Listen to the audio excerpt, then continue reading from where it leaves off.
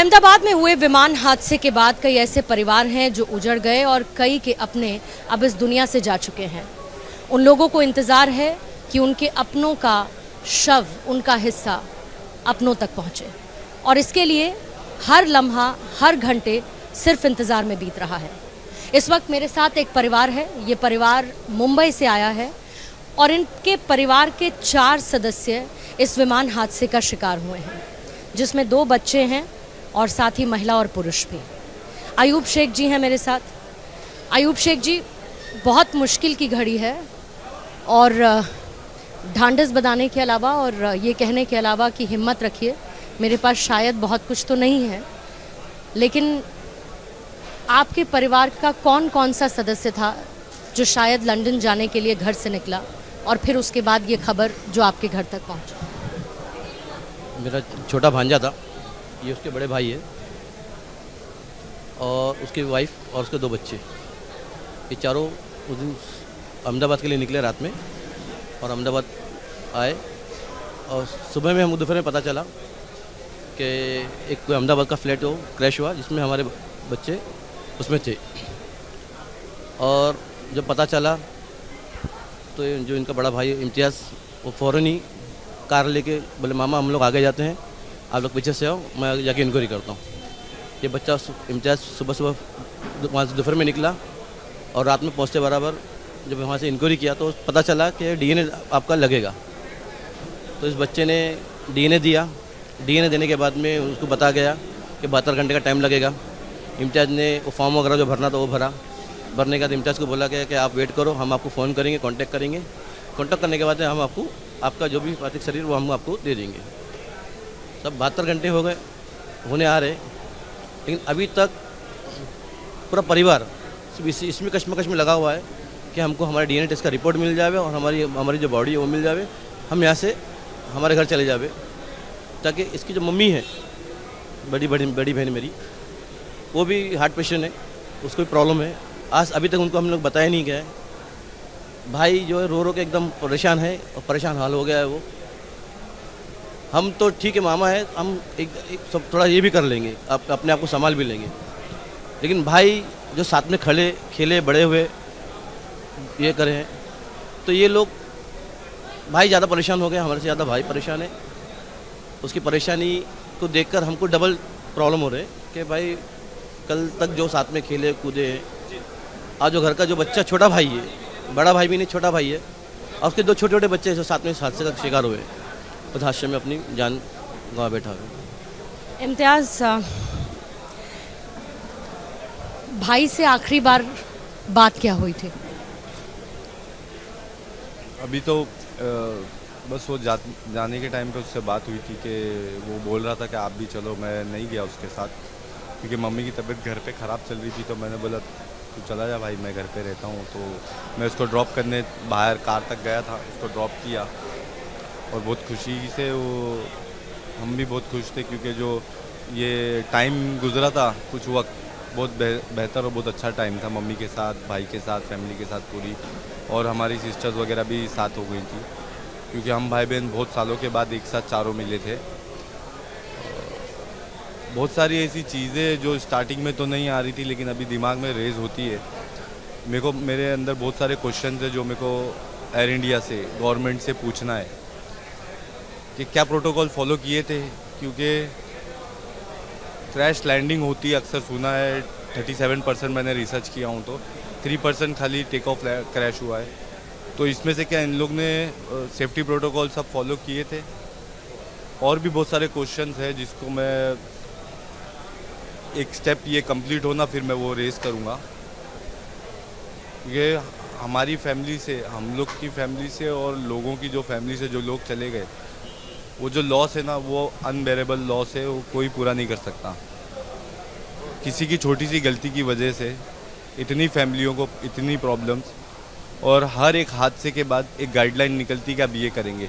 तो क्या हमारे एयरलाइन डिपार्टमेंट और हमारे पास जो ये एयरलाइंस वाली कंपनीज है, उनके हादसे होने के बाद उनको मालूम पड़ता है, पहले से नहीं समझ सकते कि वो ये ऐसा हो सकता है, इसको प्रॉपर करना चाहिए। आप पूरा पूरा परिवार सब यहाँ पर ईद मनाने के लिए आया था और ईद के इस मौके पर बड़ी रौनक घर में रही होगी, लेकिन अब वो रौनक ख़त्म है इसी के साथ। मैम रौनक तो ख़त्म हो गई, बहुत सी यादें बहुत सी तकलीफ़ें साथ में जुड़ गई, सीधा इसका ऑपोजिट हो गया।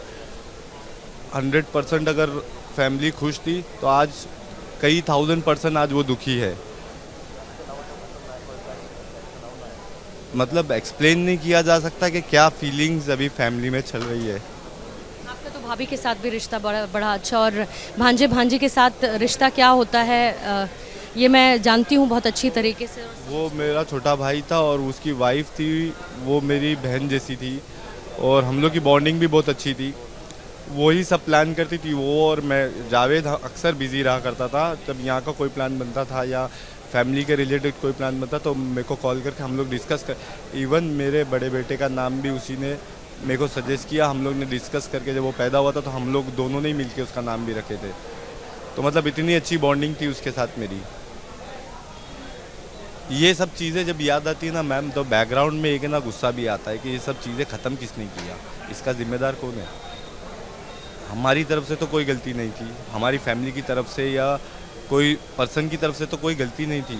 तो ये गलती किसकी थी और हमारे को क्यों इसकी सज़ा मिली, हमारी फैमिली को, और ऐसी कई फैमिली है इनको क्यों इसकी सज़ा मिली। मैं इसको हादसा या एक्सीडेंट नहीं समझता हूँ, ये टोटली लापरवाही है। मतलब एक इंसान में आलसीपन होता है ना कि उन्होंने प्रॉपर चेक नहीं किया। हमारा एविएशन सिस्टम इतना ख़राब नहीं है कि टेक ऑफ करे और प्लेन गिर जाए, फ्लाइट बंद हो जाए। पर जिस विमान की हम बात करें वो सबसे अत्याधुनिक और सबसे सुरक्षित विमानों की कैटेगरी में आता है, लेकिन आपने ये सोचा है, क्योंकि इसके लिए भी बड़ी हिम्मत चाहिए, और जैसा कि आयुब जी ने बताया कि अभी तक आपने घर में नहीं बताया, आप कैसे, मतलब आपने सोचा है आप कैसे उनको ये बता पाएंगे कि अब उनका बेटा। मैंने प्लान किया हूँ, मैं डॉक्टर से कंसल्ट करके बॉडी को कुछ थोड़ा नॉर्मल करने वाला इंजेक्शंस होते हैं वैसे जो हार्ट पेशेंट्स को दिए जाते हैं, वो चीज़ करने के बाद ही मम्मी को बताना पड़ेगा। क्योंकि मैं कुछ दिन से, अभी 2-3 दिन जो हो गए, उसमें माँ है मेरी तो उनको बहुत ज़्यादा एक्सपीरियंस है, वो सब चीज़ समझ रही है कि कुछ तो इन लोग हाइड कर रहे हैं मेरे से, लेकिन बस उनको ये समझ में नहीं आ रहा कि क्या हाइड कर रहे हैं। हम लोगों ने उनका फ़ोन भी हटा दिए कि कहीं बाहर से उनको खबर मिल जाए, और मेरा उनके पास रहना बहुत ज़रूरी है क्योंकि वो मेरे अलावा किसी से हैंडल भी नहीं होगी। यही करेंगे कि उनको कुछ इंजेक्शंस वगैरह देंगे और उसके बाद उनको ये चीज़ बताएंगे और फिर देखेंगे आगे क्या होता है। किस तरह उसके लिए हिम्मत मिले, आप वो कर पाएँ। लेकिन अगर जब छोटे भाई थे आपके, कुछ यादें ऐसी? हर एक मैम ऐसी कोई पर्टिकुलर याद नहीं है कि ये स्पेशल है, उसका हर एक मोमेंट मेरे लिए स्पेशल था और है, हमेशा रहेगा।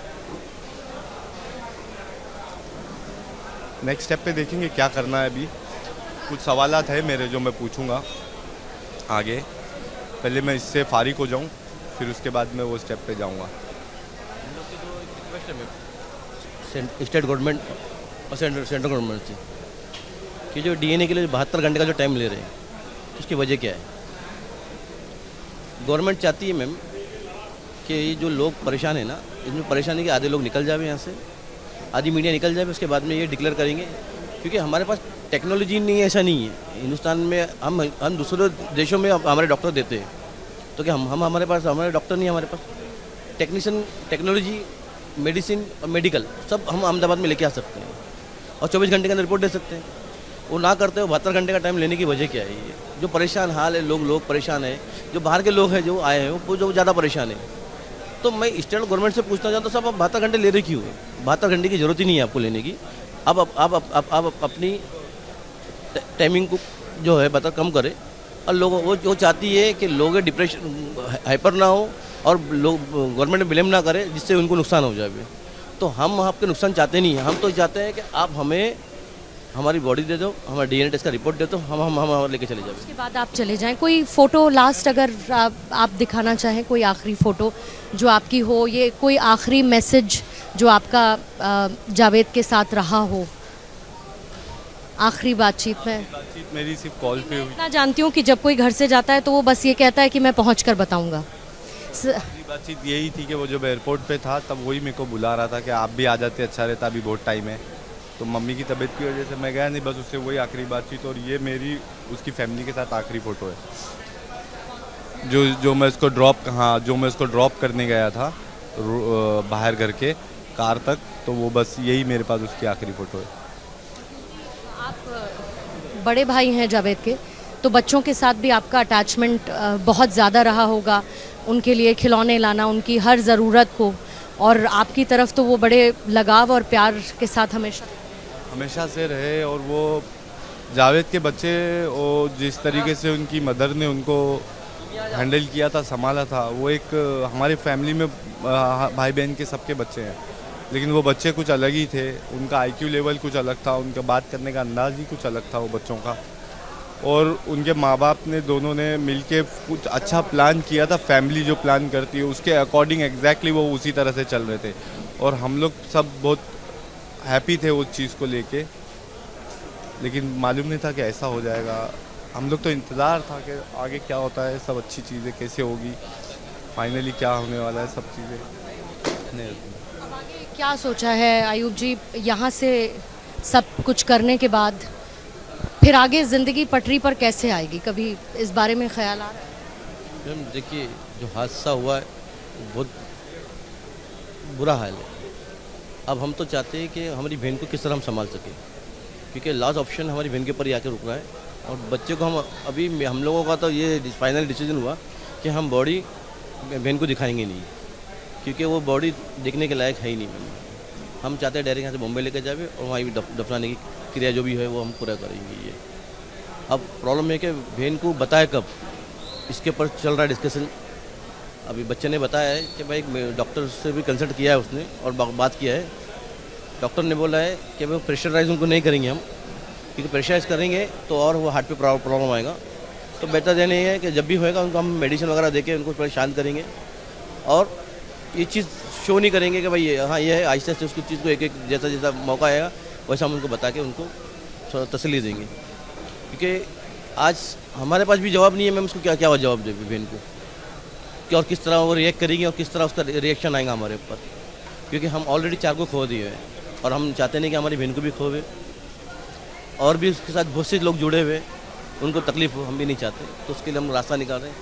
हम सिर्फ ये चाहते हैं मैम कि आप भी गवर्नमेंट से रिक्वेस्ट करें कि भाई आप जो 72 घंटे का जो टाइमिंग है उसको उस समय से उसको पहले कर देवे और हमें यहाँ से एक रास्ता निकाल के दे, हम यहाँ से जा सके।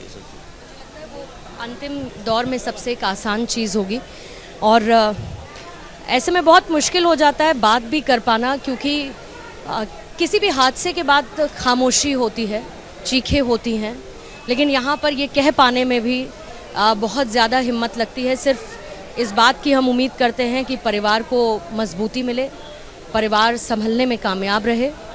जो जा चुका है वो कभी वापस लौट कर नहीं आएगा, लेकिन उनकी यादें आप लोग हमेशा संजो कर रखें, बस यही उम्मीद करती हूँ। और आप लोगों ने हमसे बात की, हिम्मत जुटाई, उसके लिए I can just say thank you. और प्लीज़ आप लोग अपना ध्यान रखिएगा। ऐसे बहुत सारे परिवारों की कहानी है यहाँ पर जो अपनों की तलाश में और अपनों के लिए यहाँ अभी भी इंतज़ार करते हुए नज़र आ रहे हैं।